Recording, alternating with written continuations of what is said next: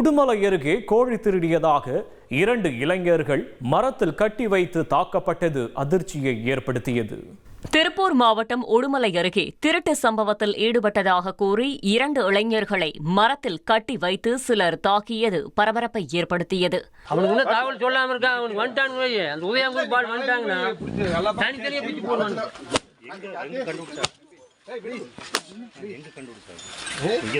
கடையில போய் விசாரிச்சு வந்து காலையில நைட்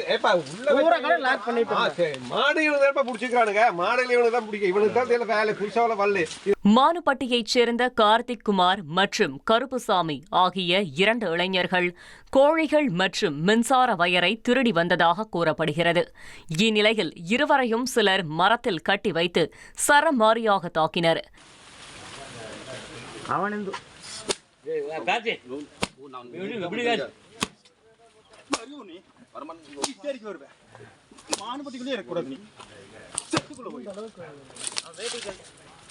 திருட்டு சம்பவத்தில் ஈடுபட்டதாக கூறப்படும் கார்த்திக் குமார் மற்றும் கருப்புசாமி ஆகியோர் கைது செய்யப்பட்ட நிலையில் அவர்களை தாக்கியவர்களை போலீசார் தேடி வருகின்றனர்.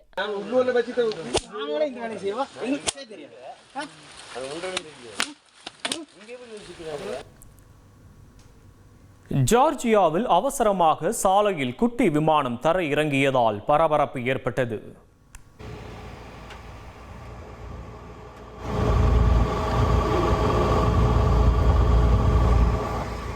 ஜார்ஜியா நாட்டின் கெய்னஸ்வில் நகரில் குட்டி விமானம் ஒன்று அவசரமாக சாலையில் தரையிறங்கியது.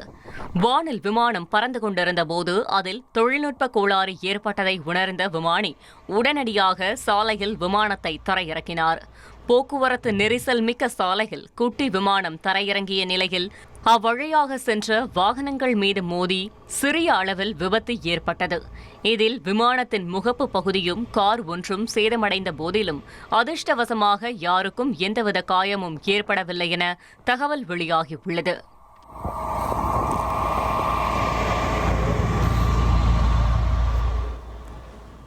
அருணாச்சல பிரதேசத்தில் நள்ளிரவில் நில அதிர்வு ஏற்பட்டு கட்டடங்கள் குலுங்கியதால் பொதுமக்கள் அச்சமடைந்தனர். அருணாச்சல பிரதேசத்தில் நள்ளிரவில் மிதமான நில அதிர்வு ஏற்பட்டதால் பொதுமக்கள் பீதியடைந்தனர். அருணாச்சல பிரதேசத்தின் மேற்கு காமெங் பிராந்தியத்தில் அதிகாலை இந்த நில அதிர்வு ஏற்பட்டது. இதன் காரணமாக கட்டிடங்கள் லேசாக குலுங்கியதால் பொதுமக்கள் பீதியடைந்தனர்.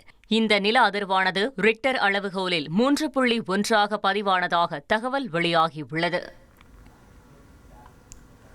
பஞ்சாபில் மறுவாழ்வு மையத்திலிருந்து 40 பேர் ஒரே நேரத்தில் தப்ப முயன்றது அதிர்ச்சியை ஏற்படுத்தியது.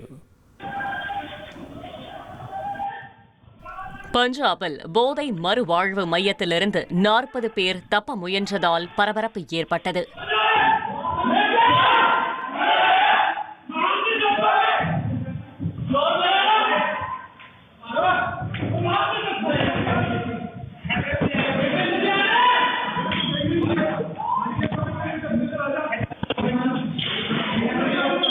மொஹாலியில் அமைந்துள்ள போதை மறுவாழ்வு மையத்தில் மருத்துவர்கள் மற்றும் ஊழியர்களை தாக்கிவிட்டு கதவை உடைத்துக் கொண்டு அவர்கள் தப்பியோட முயன்றனர். இருப்பினும் பாதுகாவலர் கதவை இழுத்து பிடித்து தடுத்து நிறுத்தியதால் அவர்களது தப்பிக்கும் முயற்சி முறியடிக்கப்பட்டது. இந்த மோதலில் அங்கு பணிபுரியும் 3 ஊழியர்கள் காயமடைந்ததாக கூறப்படுகிறது. கேரளாவில் மண்டப சுவரில் கார் மோதி விபத்திற்குள்ளான சிசிடிவி காட்சிகள் வெளியாகி பதைபதைப்பை ஏற்படுத்தியுள்ளது. கேரள மாநிலம் கண்ணூர் அருகே கட்டுப்பாட்டை இழந்த கார் மண்டப சுவரில் மோதி விபத்திற்குள்ளான சிசிடிவி காட்சிகள் வெளியாகியுள்ளது.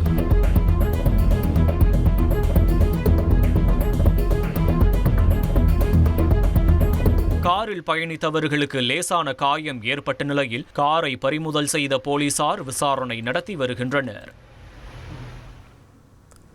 சென்னை வியாசர்பாடியில் தனியார் பள்ளியில் ஃப்ரீ ஃபயர் விளையாட்டால் மாணவர்கள் ஒருவருக்கொருவர் தாக்கிக் கொண்டது பரபரப்பை ஏற்படுத்தியது.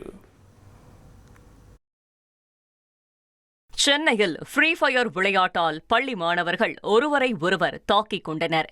சென்னை வியாசர்பாடியில் உள்ள தனியார் பள்ளியில் 11ஆம் வகுப்பு படித்து வரும் மாணவரை சக மாணவர்கள் தாக்கியதில் அவருக்கு மூக்கிலிருந்து ரத்தம் வந்தது. இந்த புகார் காவல் நிலையம் வரை சென்றதால் மாணவர்களின் பெற்றோர்களை போலீசார் வரவழைத்து எச்சரித்து அனுப்பினர். விசாரணையில் 3 மாதத்திற்கு முன் ஃப்ரீ ஃபயர் கேம் விளையாடிய போது பிரச்சினை ஏற்பட்டு மாணவர்கள் ஒருவரை ஒருவர் தகாத வார்த்தையால் பேசிக் கொண்டதும் அதனால் சண்டை ஏற்பட்டதும் தெரிய வந்தது. கள்ளக்குறிச்சி மாவட்டம் ரிஷிவந்தியத்தில் அரசு பள்ளி சமையல் அறையில் பாம்பு நுழைந்ததால் மாணவர்கள் அச்சமடைந்தனர். கள்ளக்குறிச்சி மாவட்டம் ரிஷிவந்தியத்தில் அரசு பள்ளி சமையல் அறையில் நுழைந்த பாம்பு பெரும் போராட்டத்திற்கு பின் பிடிபட்டது. ரிஷிவந்தியம் அரசு மகளிர் மேல்நிலைப் பள்ளியில் மதிய உணவு தயாரித்துக் கொண்டிருந்த சமையலர்கள் பாம்பை கண்டு அலறி அடித்து ஓடினர். தகவலறிந்து வந்த தீயணைப்புத் துறையினர் போராடி பாம்பை பிடித்து வனப்பகுதியில் விட்டனர். திருப்போரூர் அருகே லாரியில் மின்சாரம் தாக்கி ஓட்டுநர் உயிரிழந்தார். திருப்போரூர் அருகே ஓஎம்ஆர் சாலையில் லாரியில் மின்கம்பி உரசியதில் லாரி ஓட்டுநர் பரிதாபமாக உயிரிழந்தார். செங்கல்பட்டு மாவட்டம் வாணியஞ்சாவடியில் ஜல்லி ஏற்றி சென்ற லாரி சாலையை கடந்தபோது மின்கம்பியில் உரசியது. அப்போது லாரியில் மின்சாரம் பாய்ந்து சிவகங்கை மாவட்டத்தைச் சேர்ந்த ஓட்டுநர் அந்தோணி சம்பவ இடத்திலேயே உயிரிழந்தார். லாரியும் தீப்பற்றி எரிந்தது. தீயணைப்பு படையினர் தீயை அணைத்த நிலையில் சம்பவம் குறித்து கேளம்பாக்கம் போலீசார் விசாரணை நடத்தி வருகின்றனர். குமாரமங்கலத்தில் பள்ளி மாணவி மயங்கி விழுந்து உயிரிழந்ததால் இழப்பீடு கோரி உறவினர்கள் சாலை மறியலில் ஈடுபட்டனர்.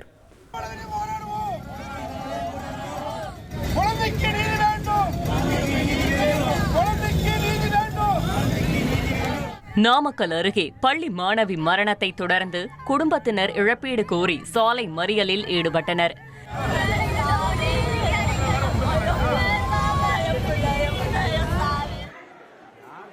நாமக்கல் மாவட்டம் குமாரமங்கலத்தில் 3ஆம் வகுப்பு மாணவி ரக்ஷிதா பள்ளி விழா ஒத்திகையில் மயங்கி விழுந்து சிகிச்சை பலனின்றி உயிரிழந்தார்.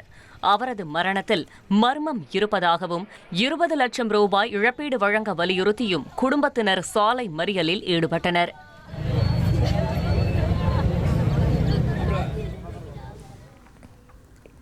பசிபிக் கடலில் படகை அமெரிக்க ராணுவம் சுட்டு வீழ்த்தியதில் 2 பலியாகினர். கிழக்கு பசிபிக் கடலில் போதைப் பொருள் ஏற்றி வந்ததாக எழுந்த சந்தேகத்தின் பேரில் படகு ஒன்றை அமெரிக்க ராணுவம் சுட்டு வீழ்த்தியுள்ளது. இதில் 2 உயிரிழந்த நிலையில் ஒருவர் உயிர் தப்பினார்.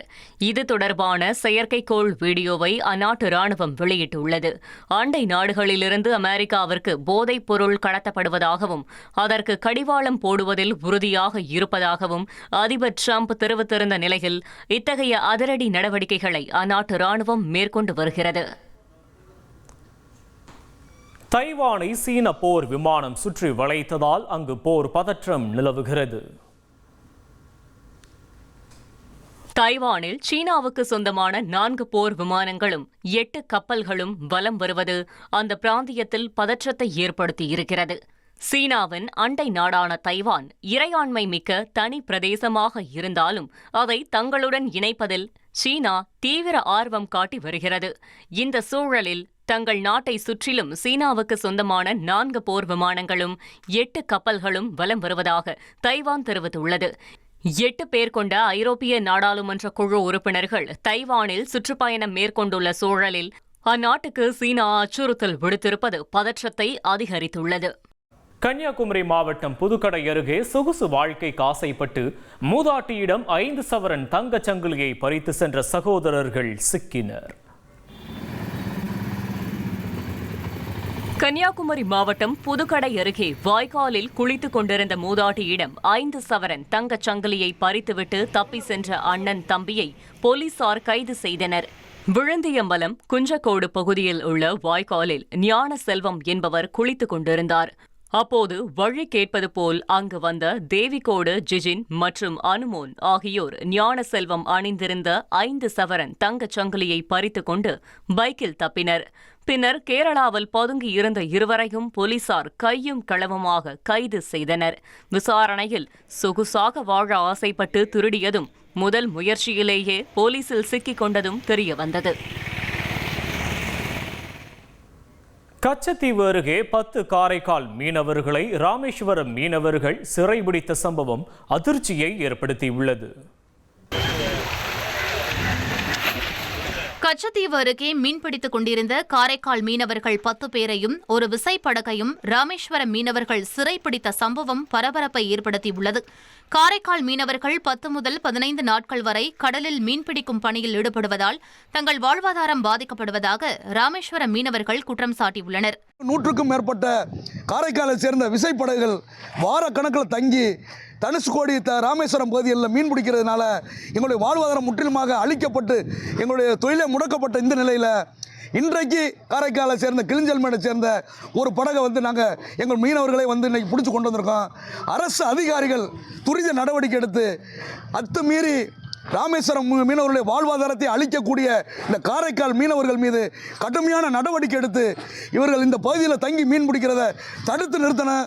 மேலும் இந்த சம்பவம் குறித்து மீன்வளத்துறை அதிகாரிகளும் காவல்துறையினரும் விசாரணை மேற்கொண்டு வருகின்றனர்.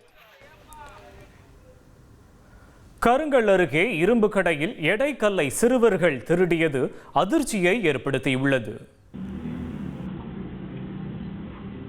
கன்னியாகுமரி மாவட்டம் கருங்கல் அருகே பழைய இரும்பு கடையில் எடைக்கல்லை திருடிய சிறுவர்கள் கடை உரிமையாளரிடம் பழைய பொருட்களுக்கான விலையை விசாரித்த சம்பவம் அரங்கேறியுள்ளது. மாத்திர விலை பகுதியில் வீட்டோடு சேர்ந்து செயல்படும் பழைய இரும்பு கடையில் இரவு நேரத்தில் வந்த 2 சிறுவர்கள் 7 கிலோ எடைக்கல் ஒன்றை திருடினர். பின்னர் கடை உரிமையாளர் அருள் பிரைட்டை அழைத்து பழைய பொருட்களின் விலையை கேட்டனர். அப்போது நாளைக்கு வருமாறு அருள் பிரைட் கூறியுள்ளார். மேலும் சிசிடிவி காட்சிகளை அவர் பார்த்தபோது சிறுவர்கள் எடைக்கல்லை திருடி செல்லும் காட்சி பதிவாகி இருந்தது.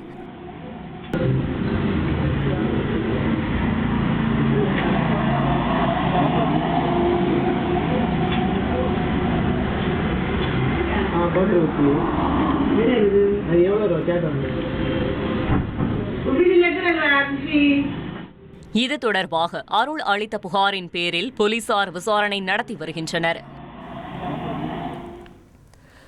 நெல்லையில் கடந்த 39 நாட்களில் கஞ்சா விற்பனையில் ஈடுபட்டதாக 45 பேர் சிக்கியுள்ளனர். நெல்லை மாநகரில் கடந்த 39 நாட்களில் கஞ்சா விற்பனையில் ஈடுபட்ட 45 பேரை கைது செய்த காவல்துறையினர் 18.3 கிலோ கஞ்சாவை பறிமுதல் செய்துள்ளனர். கைது செய்யப்பட்டவர்களில் 4 பேர் மீது குண்டர் தடுப்புச் சட்டத்தின் கீழ் நடவடிக்கை எடுக்கப்பட்டுள்ளது. மேலும் கள்ளசந்தையில் மது விற்பனை செய்த 52 பேர் மீது நடவடிக்கை எடுக்கப்பட்டு 1521 மதுபான பாட்டில்கள் பறிமுதல் செய்யப்பட்டிருப்பதாக நெல்லை மாநகர காவல்துறை தெரிவித்துள்ளது. திருப்பத்தூர் மாவட்டம் வாணியம்பாடியில் உறவினரின் காரை திருடி 50,000 ரூபாய்க்கு விற்ற 2 சிக்கினர். வாணியம்பாடியில் மாமா மீது இருந்த கோபத்தால் அவரது காரை திருடி சென்னையில் 50,000 ரூபாய்க்கு விற்ற மைத்துனர் கைது செய்யப்பட்டார். திருப்பத்தூர் மாவட்டம் வாணியம்பாடி முஸ்லிம்பூர் பகுதியைச் சேர்ந்தவர் சதாம் ஹுசேன். இவருக்கு சொந்தமான கார் ஒன்று அண்மையில் திருடு போன நிலையில் சதாம் ஹுசேனின் மைத்துனர் வசீமை பிடித்து போலீசார் விசாரித்தனர். அப்போது இருவருக்கும் இடையிலான பிரச்சனையால் சதாம் ஹுசேனின் காரை திருடி தனது நண்பர் முகமது இதியாஸ் உதவியுடன் சென்னையில் 50,000 ரூபாய்க்கு வசீம் விற்றது தெரியவந்தது. இதனைத் தொடர்ந்து காரை பறிமுதல் செய்த போலீசார் இருவரையும் கைது செய்து சிறையில் அடைத்தனர். வேலூர் மாவட்டம் கேவி குப்பம் அருகே தலையில் காயங்களுடன் இளைஞர் உயிரிழந்தது அதிர்ச்சியை ஏற்படுத்தியுள்ளது. வேலூர் மாவட்டம் கேவி குப்பம் அருகே தலையில் பலத்த காயங்களுடன் இளைஞர் உயிரிழந்து கிடந்தார். பள்ளிகொண்டாவை அடுத்த அகரம்சேரி கொல்லமங்கலம் பகுதியைச் சேர்ந்த ராகவன் தனது மனைவி ஸ்வேதா செவிலியராக பணிபுரியும் மருத்துவமனைக்கு அவரை அழைப்பதற்காக சென்றார். இந்நிலையில் மேம்பாலம் அருகே ராகவன் இரத்த வெள்ளத்தில் உயிரிழந்து கிடந்தார். தகவல் அறிந்து வந்த போலீசார் அவரது உடலை கைப்பற்றி பிரேத பரிசோதனைக்காக அனுப்பி வைத்தனர். மேலும் தினேஷ் என்பவரை சந்தேகத்தின் பெயரில் காவல் நிலையம் அழைத்து சென்று போலீசார் விசாரணை மேற்கொண்டு வருகின்றனர். கோவையில் மது அருந்தியதை தட்டி கேட்ட அதிமுக நிர்வாகிகள் 2 கத்திக்குத்து விழுந்தது பரபரப்பை ஏற்படுத்தியது. கோவையில் மது அருந்தியதை தட்டி கேட்ட அதிமுக நிர்வாகிகள் இருவர் கத்தியால் குத்தப்பட்ட சம்பவம் பரபரப்பை ஏற்படுத்தியுள்ளது. கோவை சுங்கம் மைதானம் மேடை அருகே சிலர் பொதுமக்களுக்கு இடையூறு விளைவிக்கும் வகையில் மது அருந்தியதை அதிமுக நிர்வாகிகளான சுரேஷ்குமார் மற்றும் ஈஷா செந்தில் ஆகியோர் தட்டி கேட்டதாக கூறப்படுகிறது. இதனால் ஆத்திரமடைந்த அந்த கும்பல் இருவரையும் கத்தியால் சரமாரியாக குத்திவிட்டு தப்பியோடியது. இதில் பலத்த காயமடைந்த இருவரும் தனியார் மருத்துவமனையில் அனுமதிக்கப்பட்டுள்ளனர். இந்த சம்பவம் தொடர்பாக சிங்காநல்லூர் போலீசார் வழக்கு பதிவு செய்து தப்பியோடிய நபர்களை தேடி வருகின்றனர். காங்கேயத்தில் குடிநீர் குழாய் உடைந்து தண்ணீர் வீணானதால் வாகன ஓட்டிகள் சிரமத்திற்கு ஆளாகினர். திருப்பூர் மாவட்டம் காங்கேயத்தில் நகராட்சி அலுவலகம் அருகே குடிநீர் குழாயில் உடைப்பு ஏற்பட்டு பல லட்சம் லிட்டர் தண்ணீர் சாலையில் பெருக்கெடுத்து ஓடியது. இதனால் வாகன ஓட்டிகள் சிரமத்திற்கு ஆளாகினர். கோடைகாலம் நெருங்கியதால் இதுபோன்று குடிநீர் வீணாவதை தடுக்க நடவடிக்கை எடுக்க வேண்டுமென பகுதி மக்கள் கோரிக்கை விடுத்துள்ளனர். ரயில் பயணிகளிடம் தொடர்ச்சியாக நகை பறித்து குதிரை ரேஸ், கோவாவில் கும்மாளம் என உல்லாசமாக இருந்த கர்நாடகாவைச் சேர்ந்த கொள்ளையன் கைது செய்யப்பட்டார். ரயில் பயணிகளிடம் தொடர்ச்சியாக நகை பறித்த கர்நாடகாவைச் சேர்ந்த கொள்ளையன் கைது செய்யப்பட்டார். சேலத்தைச் சேர்ந்த மனோரஞ்சனி என்பவர் இன்டர்சிட்டி எக்ஸ்பிரஸ் ரயிலில் சென்னை வந்தபோது பேசின் பிரிட்ஜில் வைத்து அவரது தங்கச் செயினை இளைஞர் ஒருவர் பறித்துக் கொண்டு தப்பினார். போலீஸ் விசாரணையில் கர்நாடக மாநிலம் தவனகிரியைச் சேர்ந்த ஓஜிநாத் என்பவர் நகையை பறித்ததும் அவர் மற்றொரு திருட்டு வழக்கில் பெங்களூரு பரப்பன அக்ரஹாரா சிறையில் இருப்பதும் தெரியவந்தது. இதையடுத்து நீதிமன்ற அனுமதியுடன் அவரை கைது செய்த சென்ட்ரல் போலீசார் புழல் சிறையில் அடைத்தனர். விசாரணையில் கொள்ளையடித்த நகைகளை விற்ற பணத்தில் குதிரை ரேஸ், கோவாவில் கும்மாளம் என உல்லாசமாக ஓஜிநாத் செலவு செய்தது தெரியவந்தது. அவரிடமிருந்து 60 கிராம் நகை பறிமுதல் செய்யப்பட்டுள்ளது.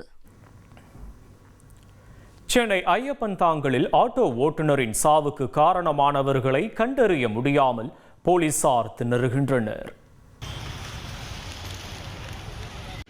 சென்னை ஐயப்பன் தாங்கலில் விபத்தில் உயிரிழந்த ஆட்டோ ஓட்டுநரின் இறப்புக்கு காரணமானவர்களை கண்டறிய வேண்டும் என அவரது குடும்பத்தினர் கண்ணீர் மல்க கோரிக்கை விடுத்துள்ளனர்.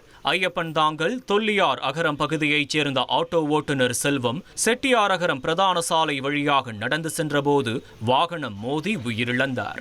அவர் இறந்து 10 நாட்களாகியும் இதுவரை அவரை இடித்த வாகனத்தை போலீசார் கண்டுபிடிக்கவில்லை.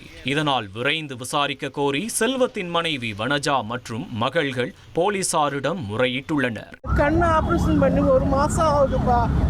ஹாஸ்பிட்டல் கூட்டின்னு போறேன்னு போனாருப்பா, வரலப்பா. 2வது என் புருஷன் வாக்கிங் போனூர் வரலப்பா.